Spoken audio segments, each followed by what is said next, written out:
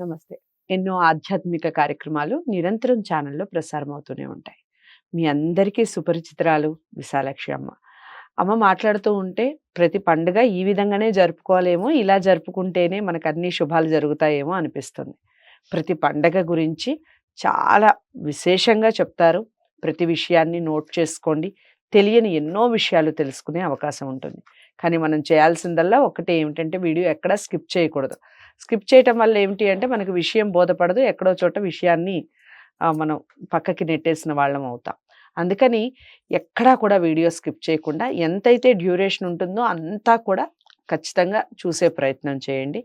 Doubts ఏమన్నా ఉన్నా లేదా అమ్మ చెప్పే మాటలు మీకు ఎలా అనిపించాయని షేర్ చేసుకోవాలి అనుకున్న కామెంట్ బాక్స్‌లో తెలియజేయండి. నమస్కారం అమ్మ. నమస్తే అమ్మ. చాలా సంతోషంగా ఉంది మళ్ళీ మీతో కార్యక్రమం చేయటం. ఇక వసంత పంచమికి సంబంధించి విశేషాలు చెప్పండి. అదే రోజును సరస్వతిని ఎక్కువగా ఆరాధించాలి అని కూడా అంటూ ఉంటారు. కారణం ఏమిటి? ఈ విషయాలన్నీ కూడా వివరించండి. నమస్తే శారదాదేవి కాశ్మీరపురవాసిని త్వామహం ప్రార్థయే నిత్యం విద్యాం బుద్ధిం చ దేహి మే. తల్లి నిన్ను తలంచి పుస్తకము చేతన్ పూనితిన్ నీవు నా యుల్లం వందున నిల్చి జృంభణముగా నుక్తుల్ సుశబ్దంబు శోభిల్లం పల్కుమ నాదు వాక్కునను సంప్రీతిన్ జగన్మోహిని ఫుల్లాబ్జాక్షి సరస్వతి భగవతి నిశ్శేషజాడ్యాపహ. ఏ దేవత యొక్క ఏ ఒక్క స్తోత్రాన్ని తీసుకున్నా దాని అర్థాన్ని కనుక మనం విచారణ చేసినట్లయితే ఆ దేవత యొక్క తత్వము ఏమిటి అన్నది మనకి బోధపడుతుంది. శ్రీ మహాసరస్వతీదేవి, ఆవిడే జ్ఞాన సరస్వతీదేవి. ఆవిడ మనకు అమ్మలగన్నయమ్మ, అంటే మనందరికీ కూడా తల్లి, మాతృస్వరూపిణి తల్లి. మన అమ్మలకు కూడా అమ్మ ఎవరు అంటే సరస్వతీదేవే. మన సకల కోర్కెలను కూడా తీర్చే కల్పవల్లి ఆవిడ. ఆమెను మన హృదయంలో నిలుపుకుని మన వాక్కుల రూపంలో, మనం మాట్లాడే మాటల రూపంలో మనలో నుంచి వెలువడాలి అని, మనకు జ్ఞానాన్ని కలిగించాలని మనమందరం కూడా అమ్మను ప్రార్థించాలి. మనకి ముక్తినివ్వమని. అసలైన జ్ఞానము అమ్మవారే ఇస్తుంది గనక ఆ జ్ఞానము యొక్క పరమగమ్యము ముక్తి పొందడం గనక ముక్తినివ్వమని మనం ప్రార్థించాలి. మాఘ శుద్ధ పంచమిని అంటే మాఘ శుక్ల పంచమిని శ్రీ పంచమి లేకపోతే వసంత పంచమి అని అంటారు. బ్రహ్మజ్ఞానాన్ని కలిగించే గురూపసదనానికి అవసరమైన బ్రహ్మోపదేశము అంటే ఉపనయన సంస్కారము చేయడానికి అత్యంత శుభమైన ముహూర్తము వసంత పంచమి. కనుక వసంత పంచమి నాడు కనుక ఉపనయనము చేసినట్లయితే వారు అలా గురువు దగ్గరికి వెళ్ళి గురువు ఉపదేశం వల్ల, శాస్త్ర జ్ఞానం వల్ల, పఠనం శ్రవణ మనన నిధిధ్యాసనలతో ముక్తిని పొందగలుగుతారు. కనుక అంతటి పవిత్రమైన దినము వసంత పంచమి. మాఘస్య శుక్ల పంచమ్యాం విద్యారంభ దినేపిచ అనంటూ అలా ప్రారంభించి మనకి ధర్మ శాస్త్రాలలో అంటే గృహ్య సూత్రాలలో వసంత పంచమి ప్రాముఖ్యత, ఆ రోజు ఎలా చేయాలో విధి విధానాల గురించి చెప్పారు. నామరూపరహితమైన చిచ్చక్తి, జ్ఞాన శక్తి ఆవిడే సరస్వతీదేవిలా ఒక రూపాన్ని, ఆకారాన్ని సంతరించుకుని అవతరించినటువంటి రోజు మాఘ శుద్ధ పంచమి. కనుక ఆ రోజుని మనం శ్రీ పంచమి, వసంత పంచమి అంటాము. శ్రీ అంటే ఐశ్వర్యము, సౌభాగ్యము, సకల ఆనందాలు. స్త్రీలను పంచే, మనందరికీ పంచిపెట్టే సంపదలని, ఐశ్వర్యాలని ఇచ్చేటటువంటి పంచమి కనుక శ్రీ పంచమి. మన జీవితాలలో వసంతాన్ని కలిగిస్తుంది గనక అది వసంత పంచమి. వసంతము అని అంటేనే ఆనందము యొక్క ప్రాదుర్భావం. కనుక పరబ్రహ్మట బ్రహ్మదేవుడిని సృష్టించి సృష్టి కార్యం చేయమన్నాడు. బ్రహ్మదేవుడు ప్రజాపతులని సృష్టించి నాకు సృష్టి కార్యంలో మీరందరూ సహాయం చేయండి అని అడిగాట. అప్పుడు వాళ్ళకి అప్పటిదాకా వాగ్దేవి ఆవిర్భవించలేదు, మాట్లాడడం తెలీదు, సైగలు చేయడం మొదలు పెట్టారట.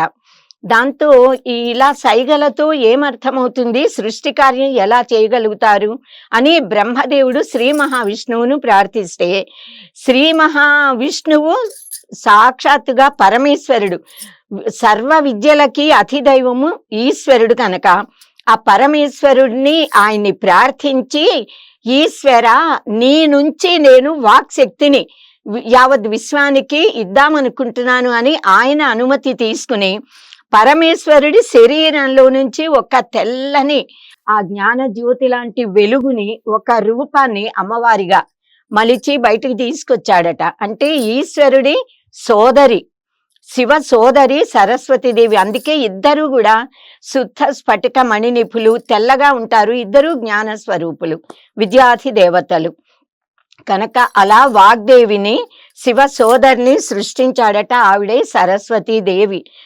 అలా ఈవిడ సృష్టించబడింది అని దేవి భాగవతంలో చెప్పారు మనకి. ఇంకా దేవి భాగవతంలో 9వ స్కంధంలో చెప్పారు.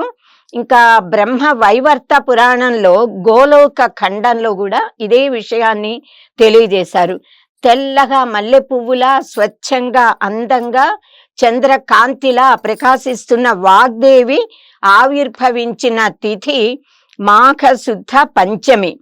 ఈశ్వరుడుట తనలో నుంచి తన సోదరిలా వెలువడిన జ్ఞాన స్వరూపిణిని చూసి సరస్వతీదేవితో, తల్లి నువ్వు మా సంకల్పంతో జన్మించావు. నిన్ను వాగ్దేవిగా, గీర్దేవిగా, గీర్వాణిగా, వాణిగా, వాక్ శక్తి స్వరూపిణిగా, బుద్ధిశక్తి, జ్ఞానశక్తి, ఇచ్ఛాజ్ఞాన క్రియాశక్తి స్వరూపిణిగా దేవతల చేత మానవుల చేత కూడా నీవు కొలవబడతావు. అందరి వాక్కులలోనూ నీవు చేరి వారికి మాట్లాడే శక్తి నివ్వమ్మా అని కోరాడట. కనుక మానవుల్లో ఉండే ఆలోచన శక్తి, గ్రహణ శక్తి, భావ ప్రకటన శక్తి, మాట్లాడే శక్తి సర్వము కూడా సరస్వతి మాత అనుగ్రహం వల్ల మనకి లభిస్తుంది. నీవు వర్ణపద వాక్యార్థ స్వరూపిణివి. నీవు పుట్టిన ఈ రోజున ప్రజలందరూ కూడా పండుగగా జరుపుకుంటారు, నిన్ను కొలుచుకుంటారు అని వరమిచ్చాడట ఈశ్వరుడు.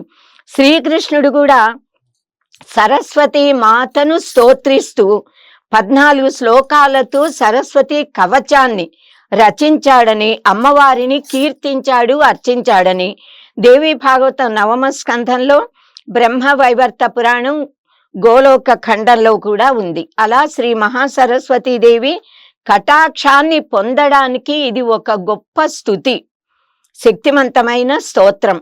ఆదౌ సరస్వతి పూజ శ్రీకృష్ణేన వినిర్మిత అని చెప్పారు. మొట్టమొదట్లో కృష్ణుడే ప్రారంభించాడు సరస్వతి మాతని పూజించడం. సరస్వతి కటాక్షం ఉన్నట్లయితే లక్ష్మీ పార్వతీ మాతల కటాక్షం సహజంగా వచ్చేస్తుంది. ఆగమ శాస్త్రాల్లో కూడా సరస్వతి మాత యొక్క పూజా విధానాలని మనకి ఏర్పరిచారు. మంత్రాలతో, యంత్రముతో అమ్మవారిని పూజించే విధానం మనకి అందించారు మహర్షులు. బ్రహ్మ విష్ణు మహేశ్వరులు త్రిమూర్తులు కూడా అమ్మవారిని స్తోత్రించారు. సర్వదేవతలు కూడా సరస్వతి మాతను స్తోత్రించారు, పూజించారు. అలా దేవతలు, మహర్షులు, మానవులు, సర్వ ప్రాణికోటి కూడా అమ్మవారిని ఆరాధిస్తున్నారు. సరస్వతి ద్వాదశ నామ స్తోత్రంతో అమ్మవారిని ఆరాధిస్తారు. మార్కండేయ పురాణంలో అశ్వసేనుడు, ఆయన పరమ సరస్వతి భక్తుడు, ఆయన సరస్వతి స్తోత్రం చేశాడు. ఆ స్తోత్రము అత్యంత మహిమోపేతమైనది. సర్వ రోగ నివారిణి, కేవలం జ్ఞానప్రదాయిని మాత్రమే కాకుండా అనేక గ్రంథాలలో అనేకమైన సరస్వతి స్తోత్రాలు, శ్లోకాలు, పద్యాలు మనకి ఇవ్వబడ్డాయి. మనందరం ఎప్పుడూ నిత్యము పారాయణ చేసుకునే అనేకమైన శ్లోకాలలో 1-2 ఇప్పుడు మనం చెప్పుకుందాం.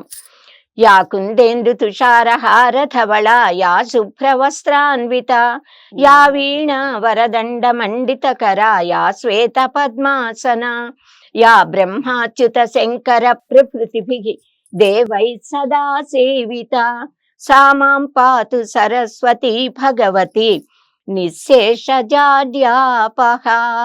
వేదాలలో అనేకమైన సరస్వతి సూక్తాలున్నాయి. సరస్వతి రహస్య ఉపనిషత్తు, అందులో సరస్వతి మాత యొక్క తత్వాన్ని గురించి వివరించారు.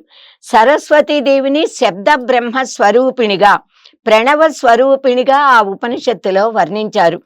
ఓం ప్రణోదేవి సరస్వతి వాజేభిర్వాజినీవతి ధీనామవిత్ర్యవతు అనంటూ మనమందరం కూడా ప్రార్థించుకుంటాము.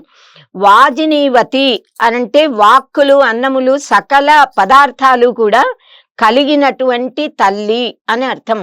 వాజేభిహి, వాజి అంటేనే వాక్కులు, వాజి అంటే అశ్వములు, వాజి అంటే ఇంద్రియములు, వాజి అంటే వాక్కులు. వాజేభిహి అంటే వాక్కులను ఇచ్చి, అన్నాలను ఇచ్చి, సర్వ పదార్థాలని మనకు ఇచ్చి, అవిత్రి అవ రక్షణే, అవ అంటే కాపాడడం, అవిత్రి అంటే కాపాడే తల్లి, రక్షకురాలైన తల్లి. అవతు మనలను రక్షించుగాక అంటూ ఆ తల్లికి మనం నమస్కరించుకోవాలి. బమ్మెర పోతనామాచ్యుల వారు వేదాల్లో ఉన్న అనేకమైన సరస్వతి సూక్తముల యొక్క సారాన్ని, అనేకమైన బీజాక్షరాల మహిమను కూడా నిక్షిప్తం చేసి ఆంధ్ర మహాభారతంలో ఒక పరమద్భుతమైన శ్లోకాన్ని చెప్పారు. ఇది కనుక పఠించినట్లయితే, విద్యార్థులు పఠిస్తే వాళ్ళకి వెంటనే ఏ చదువులు చదివినా చాలా సులభంగా వస్తాయి. ఎవరు పఠించినా మేధా వృద్ధి జరుగుతుంది, మేధాశక్తి. శారద నీరదేందు ఘనసార పటీర మరాళ మల్లికాహార తుషార ఫేన రజతాచలకాశ ఫణీశ కుంద మందార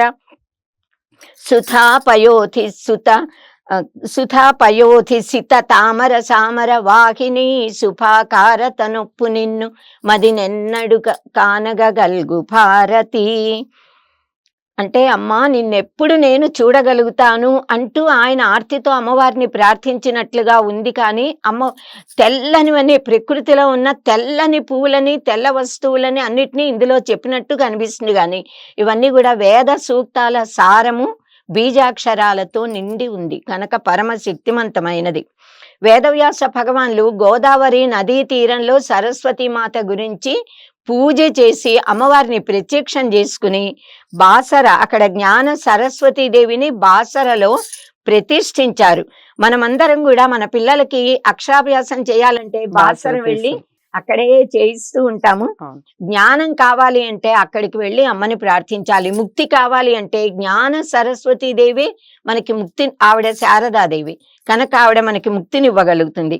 ఆదిశంకర భగవత్పాదులు కంచి కామకోటి పీఠంలోను 4 మఠాలలో, శృంగేరి శారదా మఠంలో, అన్ని మఠాలలో కూడా జ్ఞాన స్వరూపిణి అయిన సరస్వతీదేవిని శ్రీ శారదాదేవి నామంతో శారదాదేవిగా ప్రతిష్ఠించారు. ప్రతిరోజు కూడా శారదా చంద్రమౌళీశ్వర స్వామి అర్చన జరిగేలాగా ఏర్పాటు చేశారు. ప్రతిరోజు మానవులందరూ కూడా సరస్వతీదేవిని ప్రార్థించాలి. ఎందుకంటే విద్యల తల్లి గనక పిల్లలకు మనం చిన్నప్పటి నుంచే అలా పూజించడం అలవాటు చేయాలి. అక్షరాభ్యాసం అప్పుడే శివుడిని మహేశ్వరుడిని పూజించడము, సరస్వతి మాతను పూజించటము మనం అలవాటు చేస్తున్నాము. సిద్ధమంత్రమైన పంచాక్షరి మహామంత్రాన్ని కూడా మార్చి ఉపదేశం చేస్తున్నాము.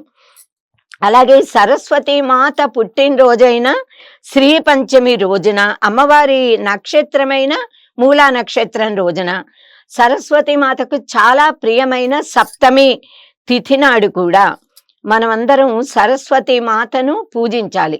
పంచమి తిథి కూడా అమ్మవారికి ఇష్టం, సప్తమి తిథి కూడా అమ్మవారికి ఇష్టమే. తన జన్మ నక్షత్రమైన మూలా నక్షత్రం రోజున ఆది పరాశక్తి అయిన శ్రీ లలితా పరాభట్టారిక, ఆవిడే చండీ పరాంబికగా మనకి చండీ సప్తశతిలో వివరించారు. ఆవిడ మహాసరస్వతీ దేవిగా అవతరించి ఎందరో రాక్షసులను, నిశుంభులను సంహరించింది. ఈ వివరాలన్నీ కూడా మనకి దేవి మహాత్యంలో, మార్కండేయ పురాణంలో దేవి మహాత్యంలో ఉంది, బ్రహ్మాండ పురాణంలో చెప్పారు. ఇంకా దేవి సప్తశతిలో ఇవన్నీ కూడా మనం చూస్తాము. శుంభుడు అనంటే చెడ్డ ఆలోచనలు, దుర్మార్గమైన బుద్ధులు, దురాలోచనలని కలిగించేటటువంటి వాడు శుంభుడు. ఇంకా అంటే మంచి ఆలోచనలని నశింపజేస్తాడు, దుష్ట ఆలోచనలు కలిగిస్తాడు. నిశుంభుడు అనంటే జ్ఞాపక శక్తిని నిర్వీర్యం చేస్తాడనమాట. మనకి జ్ఞాపక శక్తి లోపిస్తుంది వీడి దుష్ట ప్రవర్తన వల్ల. అంటే వివేకం ఉండదు. అలా శుంభ నిశుంభులు ఇద్దరు కూడా మనకి జ్ఞాపక శక్తి లేకుండా చేస్తారు, జ్ఞానాన్ని పోగొడతారు, అజ్ఞానాన్ని కలిగిస్తారు. ఇటువంటి వారిని అమ్మవారు మూలా నక్షత్రం రోజున సరస్వతీదేవిగా అవతరించి వాళ్ళని సంహరించింది. అంటే అర్థం ఏమిటి అని అంటే, మనలో ఉన్న దురాలోచనలని, దుష్ట భావనలని, అజ్ఞానాన్ని, జ్ఞాపక శక్తి లేకపోవడాన్ని, అవివేకాన్ని కూడా అమ్మవారి ప్రార్థన వల్ల మనం పోగొట్టుకోగలుగుతాము. అమ్మవారే వాటిని పోగొడుతుంది అని, మనకి జ్ఞాపక శక్తిని, తెలివిని, జ్ఞానాన్ని అనుగ్రహిస్తుంది అని మనం గ్రహించాలి. ఈ జగన్మాతే త్రిజగన్మాత అంటే సరస్వతీదేవిగా ఆవిర్భవించిన మహాకాళి, మహాలక్ష్మి, మహాసరస్వతి స్వరూపిణి ఆది పరాశక్తే మహాసరస్వతీదేవి. విద్యా ప్రదాన సమయే శశికోటి శుభ్రం ఐశ్వర్యదాన సమయే నవ విద్రుమాపాం విద్వేషి వర్గదళనేతు తమాల నీలాం దేవీం త్రిలోక జననీం శరణం ప్రపద్యే అని మనం ప్రార్థిస్తాము. ఉన్న తల్లి ఒక్కరే, ఆవిడే ఆది పరాశక్తి. ఆవిడే మహాసరస్వతీదేవిగా, లక్ష్మీదేవిగా, పార్వతీదేవిగా విరాజమానమవుతూ మనతో పూజలు అందుకుంటోంది. మహాకాళి, మహాలక్ష్మి, మహాసరస్వతి స్వరూపిణిగా దేవి సప్తశతిలో కీర్తించబడిన ఈ తల్లి మధుకైటఫులను, ధూమ్రాక్ష, రక్తబీజ, మహిషాసుర, చండముండులను, శుంభ నిశుంభులను అందరినీ కూడా సంహరించింది అనంటే, వీరందరినీ సంహరింపజేసినది మహాసరస్వతీదేవి. అంటే జ్ఞానము మాత్రమే, వివేకానికి, జ్ఞానానికి మాత్రమే అజ్ఞానము వల్ల కలిగే దుష్టత్వాలను అరికట్టగలిగే శక్తి ఉంటుంది. మధుకైటఫులు అనేవి అహం మమలు, నేను నాది అనే దానికి ప్రతీకలు. అది జ్ఞానం వల్లే పోవాలి కదా. ధూమ్రాక్షుడు అంటే ధూమ్రలోచనుడు అన్న మసకబారిన కళ్ళు కలవాడు. మనకి బాగా పొగ మన కళ్ళలోకి వెళ్తే ఎదురుగా ఉన్నది ఏది కనిపించదు, అంటే యథార్థం గోచరించదు, సత్యం తెలీదు. అసత్యాన్ని సత్యం అనే భ్రమ మనకి, మోహము, మాయ కమ్మేస్తుంది. ఆ మాయ పోవాలి అంటే కూడా జ్ఞానం కలగాలి అంటే సరస్వతీదేవే మనకి రక్షకురాలు, అక్కడ శక్తిని ఇవ్వగలది. ఇంకా రక్త బీజుడు అంటే, రక్తము అంటే రాగము, ప్రేమ, ఆ ప్రేమ మమకారము, మోహము. ఈ రక్త బీజుడు మోహంతో ఉన్నవాడు కనుక రాగము వల్ల అందరి మీద కల ప్రేమ వల్ల మళ్ళీ మళ్ళీ పుడుతూ ఉంటాము. వాళ్ళతో రుణానుబంధ రూపేణ పశుపత్ని సుతాలయ జన్మ పరంపరలు ఏర్పడుతూ ఉంటాయి. మనకి ఆ రాగము, మమత్వము అనేవి ఆ మనలో నుంచి తొలగిపోవాలి. ప్రేమించాలి, మనం ప్రేమ కావాలి, కానీ మోహము పనికిరాదు. ధృతరాష్ట్ర ప్రేమ లాంటి ప్రేమ పనికిరాదు, మనిషిని మోహంలో బంధిస్తుంది. అది పోవాలి అంటే జ్ఞానం కావాలి. అంటే పునరపి జననం అనేది లేకుండా, మళ్ళీ మళ్ళీ పుట్టక్కర్ లేకుండా ఉండాలి అంటే ఈ మోహం తొలగాలి. దానికి జ్ఞానమే శరణు, అమ్మవారే మనకి ఆ వివేకాన్ని ఇవ్వగలుగుతుంది, నిత్యానిత్య వివేకాన్ని. అలా శుంభని శుంభులు మనం ముందే చెప్పుకున్నాం కనుక వీరందరినీ కూడా, ఇంకా చండముండులు, చండు ముండు వీళ్ళు కూడా మహిషాసురుడు. మహిషం అంటేనే దున్నపోతు, అంటే అది ఒక జంతువు కదా, ఎద్దు. అది బద్ధకానికి, సోమర్తనానికి, జడత్వానికి ప్రతీక. జడత్వం పోవాలి, చిచ్చక్తి కావాలి అంటే అమ్మవారి అనుగ్రహం మనకు ఉండాలి. ఇంకా చండు ముండు అనంటే కామము, క్రోధము, అన్నింటికీ కారణం కామయేష క్రోధయేష అని చెప్పింది కదా భగవద్గీత కూడా. ఇవి పోవాలి అంటే వివేక జ్ఞాన ఉదయం కలగాలి. వివేక జ్ఞానము అమ్మవారి అనుగ్రహంతోనే మనకి వస్తుంది కనుక సరస్వతి మాత ఆరాధనతో మనలోని ఈ దుష్టత్వాలన్నిటినీ పోగొట్టుకోగలుగుతాము అని చెప్పడానికి ప్రతీకగా దేవి మహాత్యంలో ఈ రాక్షసులని అమ్మవారు చంపినట్టుగా మనకి బోధించారు మహర్షులు. ఈ జగన్మాతని, ఈ మహాసరస్వతీ దేవిని మనం గాయత్రి మాతగా ఉదయం పూట సంధ్యావందనం చేసేటప్పుడు ఉదయము ప్రాతకాలంలో గాయత్రి మాతగా, మాధ్యాహ్నిక సంధ్యలో సావిత్రీదేవిగా, సాయంకాలం సరస్వతీదేవిగా సంధ్యా సమయాలలో ఉపాసిస్తున్నాము. మార్కండేయ పురాణంలో అశ్వసేనుడు చేసిన ఈ సరస్వతి స్తోత్రం ఉంది అని చెప్పుకున్నాం కదా. ఇది చాలా మహిమోపేతమైనది. దీన్ని పారాయణం చేయడం వల్ల అసాధారణమైన ధారణ శక్తి కలుగుతుంది. చాలా మంది అంటే ఎంతో ధారణ కలిగిన వాళ్ళు ఉన్నారు అని మనం చెప్తూ ఉంటామే, వారందరూ కూడా సరస్వతీ మాత ఉపాసకులే. కనుక సరస్వతీదేవి అనుగ్రహంతో ధారణా శక్తి మనం పొందగలుగుతాము. జగద్ధాత్రి మహం దేవీం ఆరిరాధయుషు శుభాం స్తోష్యే ప్రణమ్య శిరసా బ్రహ్మయోనిం సరస్వతీం. ఇలా మొదలుపెట్టి చాలా శ్లోకాలు ఉన్నాయి. దీన్ని ఎవరైతే ప్రార్థిస్తారో, పఠిస్తారో, మననం చేస్తారో, ఈ స్తోత్రం మొత్తాన్నిట 1000 సార్లు గనక ఎవరైనా పఠిస్తే మూర్ఖో భవతి పండిత అని ఒక స్టేట్మెంట్ ఇచ్చారు. పరమ మూర్ఖుడు జడుడు కూడా మహా పండితుడు అవుతాడట. కేవలం దీని ఆ పఠించిన శక్తి వల్ల శాస్త్ర జ్ఞానం కలుగుతుంది. అష్టావధానాలు, శతావధానాలు, సహస్రావధానాలు చేసేవాళ్ళు అందరూ సరస్వతి ఉపాసకులే.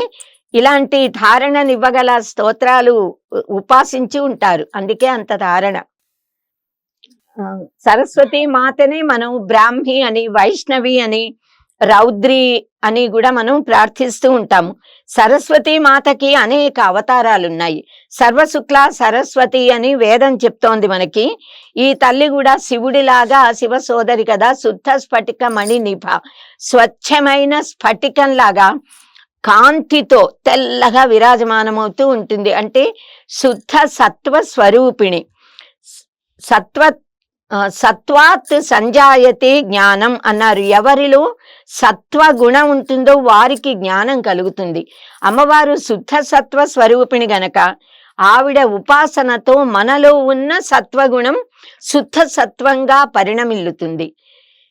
కనుక మనం అలా మన సత్వగుణాన్ని శుద్ధ సత్వంగా మార్చుకోవాలి.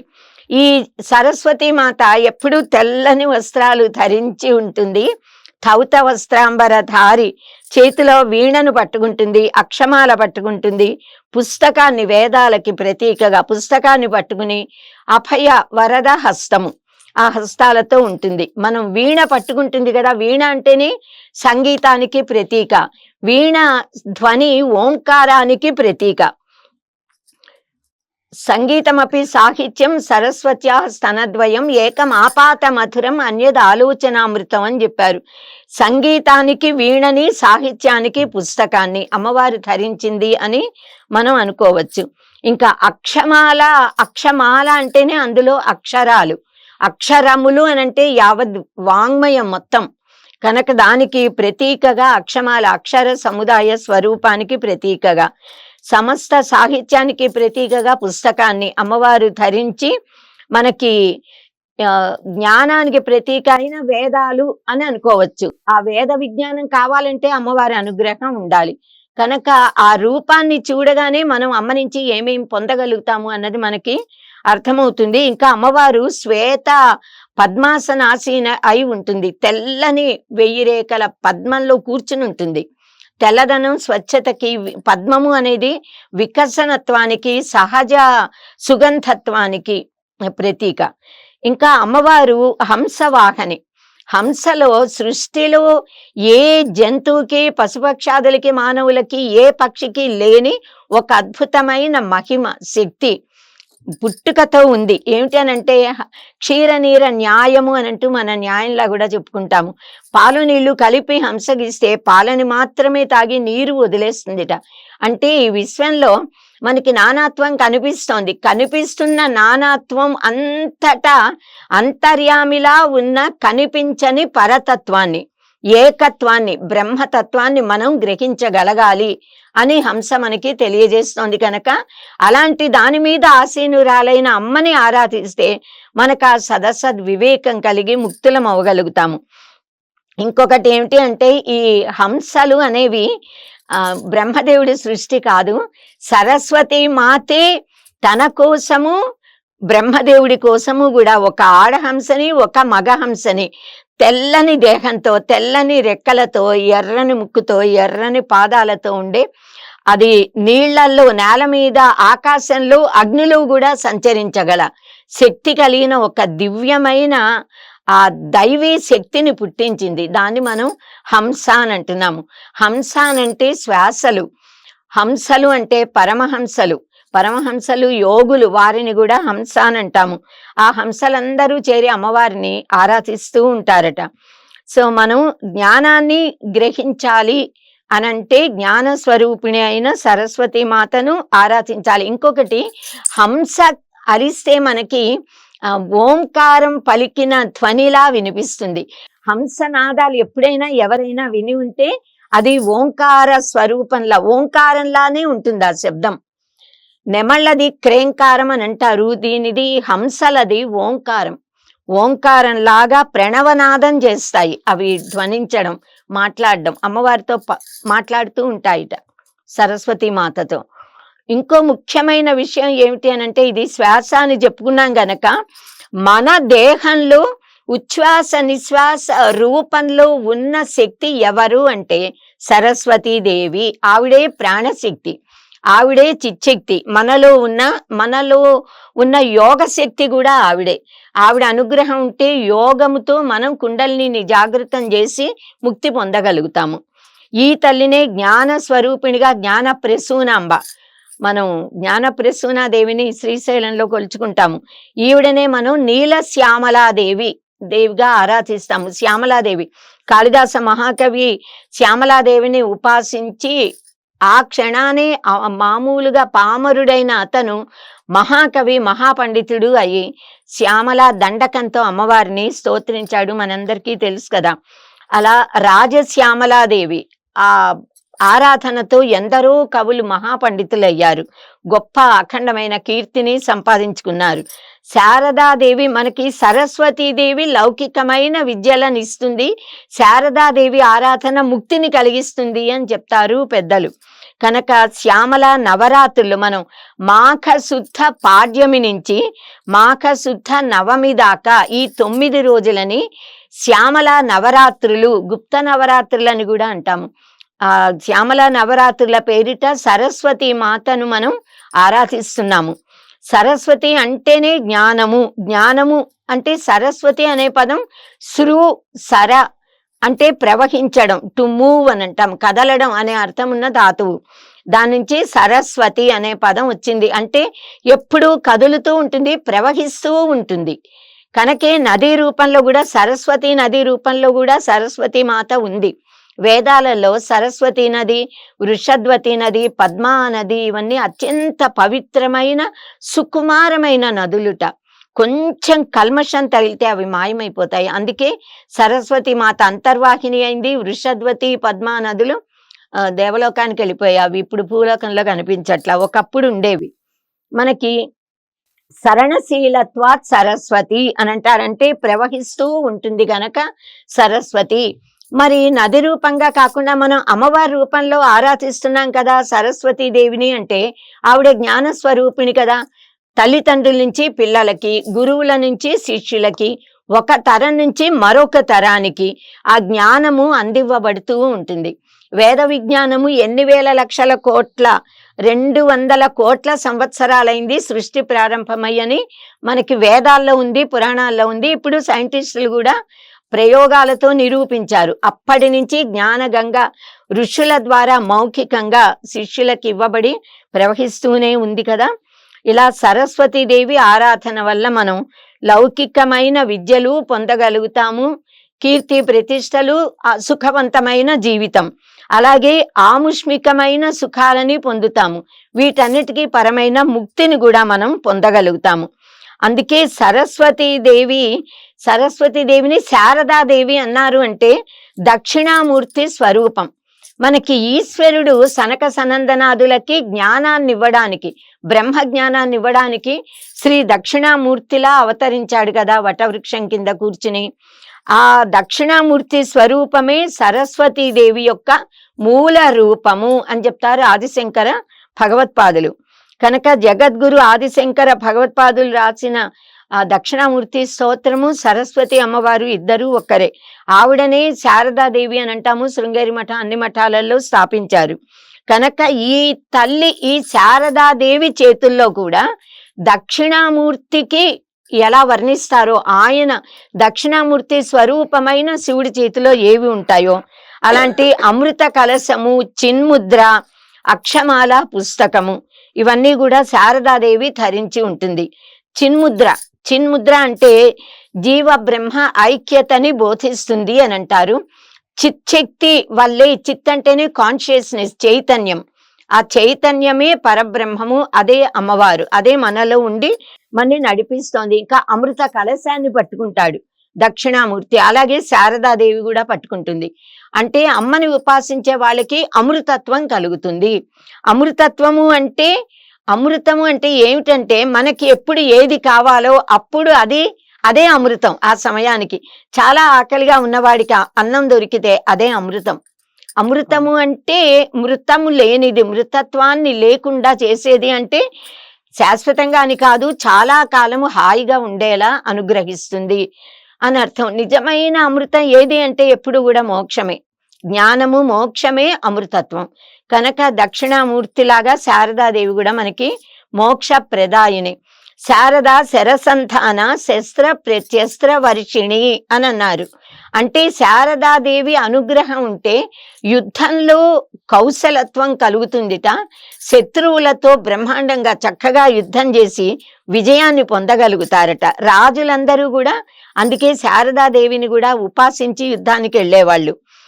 అలాగే సప్తశతిలో కూడా శారదాదేవి వీళ్లతో యుద్ధం చేసి శుంభ నిశుంభ రాక్షసులు వాళ్ళ సైన్యాన్ని అందరినీ అమ్మవారు మట్టుబెట్టింది కదా.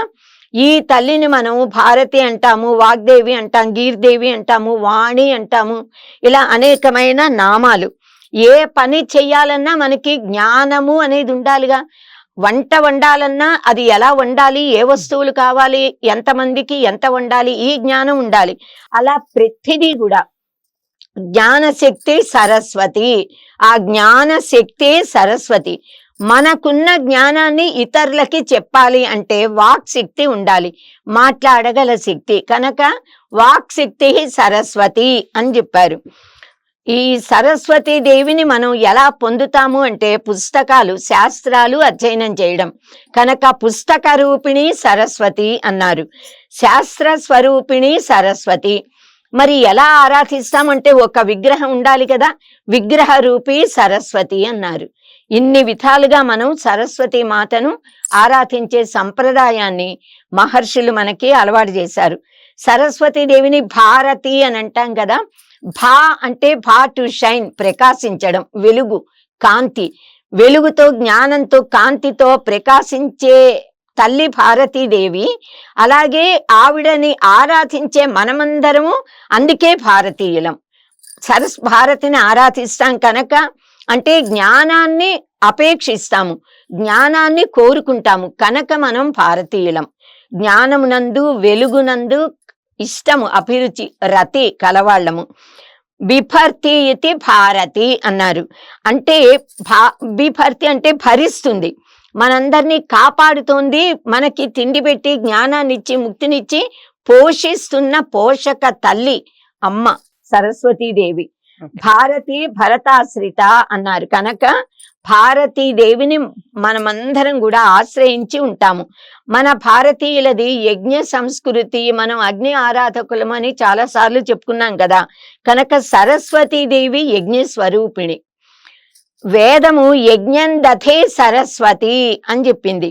అంటే యజ్ఞ స్వరూపిణి కనుక మనం సరస్వతీదేవిని భారతి అని అన్నాము. యజ్ఞ స్వరూపిణి భారతి అంటే. వేదాలలో మనకి ధేనువాగధీశ్వరి దేవి మంత్రం ఉంది. ఆ మంత్రాన్ని జపించిన వారికి అమ్మవారుట స్వాధీనమయ్యి కోరినవిస్తుందిట. దేవీం వాచం అజనయంత దేవాహ తాం విశ్వరూపాహ పశవో వదంతి సానో మంద్రేషు మూర్జం దథాన ధేనుర్వాగస్మాన్ ఉపతుష్టుతైతు అని ప్రార్థించి దేవతలందరూ కూడా వాగ్దేవతను సృష్టించారట. విశ్వరూపులైన ప్రాణులు, మానవులు, పశుపక్షాది జంతువులు అందరూ కూడా ఆ వాక్కుని పలుకుతున్నారట. ధేనుర్ వాక్ అన్నారు. ధేనుకు అంటే ఆవు అని చెప్పుకుంటాము, ధేనుకు అంటే వాక్కు. వాక్కే సరస్వతి. అంటే సరస్వతి మాత ఈ వాక్కులు కామధేనువులాగా మనకి సర్వాన్ని ఇవ్వగల శక్తి కలిగి ఉంటాయి. మంచి మాటలతో నోరు మంచిదైతే ఊరు మంచిదవుతుంది అంటారు.